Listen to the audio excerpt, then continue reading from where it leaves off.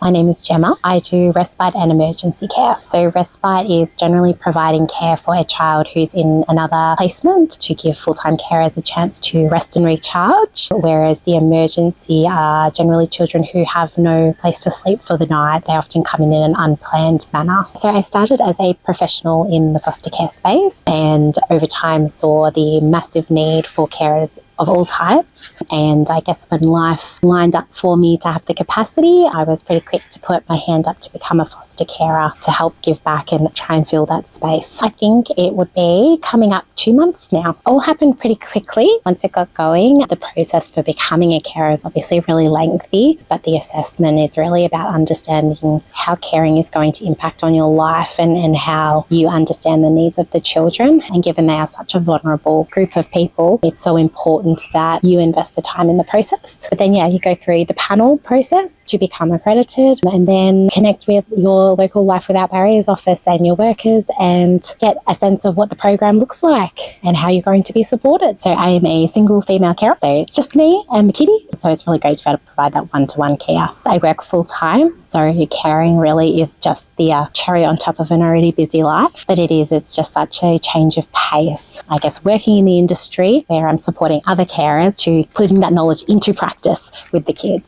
Some of my family definitely had almost a protective response of, you are a young carer. Do you want to invite this into your life so early on? What's that going to mean for future life steps? So it was quite a number of conversations to reassure family that this was something that I'd actually given a lot of thought to. I felt confident that I had the space and the time to give. It's actually funny, my sister came and visited last weekend when I had a child in my care, when she started to see some of his impulsivity, and she made this comment. She goes, I don't know how you do it, Gemma. The standard boundaries that you'd expect for a child are just not there. But then over the course of a couple of hours of playing with this little person, she started to experience the joy and the delight and the reward that you get from making a difference in a child's life. And afterwards, she said, actually, I can see why you do it. It's exhausting, but I guess in an even bigger way than with a child without a trauma background, that you're making a difference. And when you see them smile or we hear them laugh, you know that their nervous system is feeling safe and regulated, and that they can have those experiences. It's just amazing.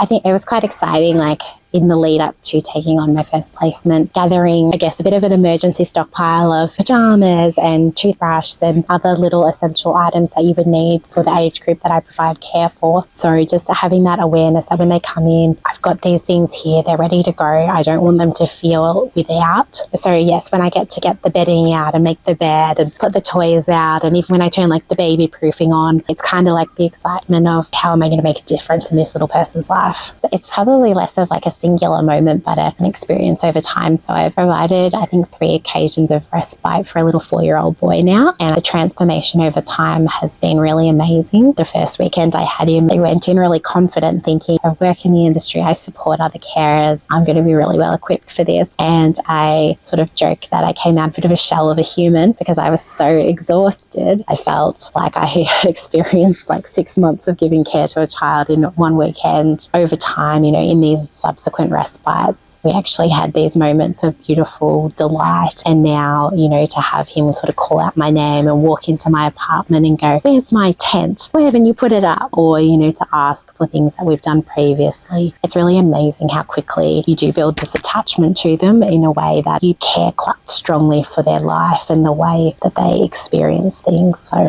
it's definitely a journey over time for me rather than any particular moment. But just, listening to their laugh and seeing them smile and delighting in who they are, particularly when other people might find them hard.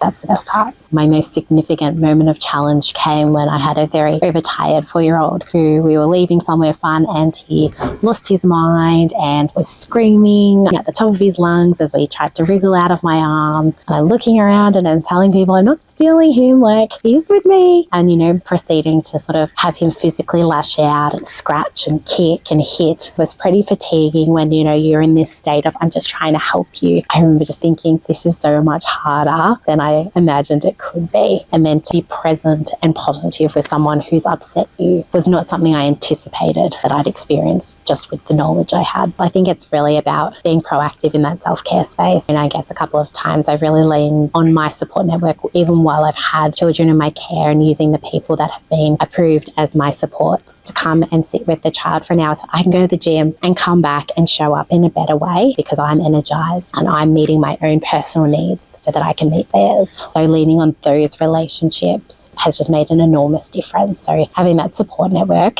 so important.